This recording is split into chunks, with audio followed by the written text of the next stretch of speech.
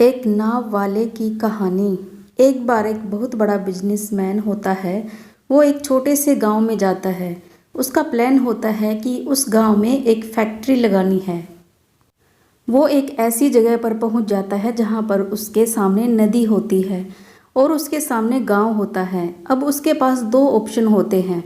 एक कि वो सड़क के रास्ते से घूम कर के उस गांव तक पहुंचे, जिसमें करीब करीब 8 घंटे लगेंगे, क्योंकि डायरेक्ट कोई रास्ता नहीं है वहां तक पहुंचने का।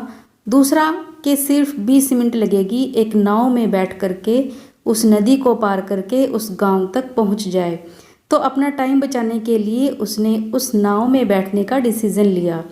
वो नाव बहुत ही छोटी सी थी, जिसमें एक तरफ एक आदमी बैठा था जो कि नाव चला रहा था और दूसरी तरफ ये बिजनेसमैन बैठा हुआ था। नाव में बैठने के लिए थोड़ी देर बाद उस बिजनेसमैन में उस नाव वाले से पूछा, तुझे पता है कि तेरी नाव में कौन बैठा है? तो नाव वाले ने बड़े भोलेपन से हाथ जोड़ करके, नहीं साहब, मुझे नहीं पता आप कौन हैं। तो बिजनेसमैन बोला, अरे तू अखबार नहीं पढ़ता क्या? हर दूसरे दिन मेरी फ़ोटो आती है अखबार में। तो नाव वाला बोला, अरे साहब, मुझे कहाँ पढ़ना लिखना आता है। मैं बहुत छोटा सा था जब मेरे पिताजी गुजर गए थे, तो अपने परिवार का ध्यान रखने के लिए मैं बचपन से ही काम करने में लग गया और तभी मेरा स्कूल छूट गया। ये सुनकर के उस बिजनेसमैन ने उसका मजाक उड़ाते हुए उसको कहा, तुझे पढ़ना लिखना तक नहीं आता, ऐसी ज़िंदगी का क्या फ़ायदा। ये सुनकर के उस नाव वाले को बहुत बुरा लगा, लेकिन उसने कुछ नहीं कहा।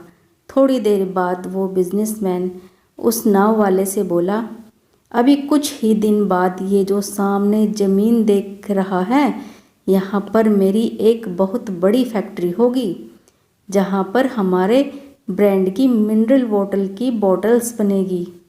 इस नाव वाले को बात समझ में नहीं आई। उसने कहा, क्या बनेगा साहब? तो बिजनेसमैन थोड़ा सा इरिटेट होकर के बोला कि हमारे यहाँ पर पानी की बोतलें बनेगी, जो तेरे गांव में नहीं बिकेगी लेकिन शहरों में बहुत बिकती है। अरे कभी तो शहर गया होगा तो तुमने देखी होगी, पानी की बोतलें रखी हैं दुकानों पर। फिर वो नाव वाला बोला, अरे साहब, मुझे कैसे पता होगा, मैं तो कभी इस गांव से बाहर गया ही नहीं।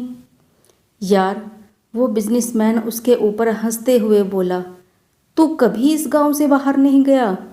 तुझे पता ही नहीं है कि शहर क्या होता है? अरे ऐसी ज़िंदगी का क्या फ़ायदा। उसकी यह बात सुनकर के उस नाव वाले को सच में लगने लगा कि मेरी ज़िंदगी शायद किसी काम की नहीं।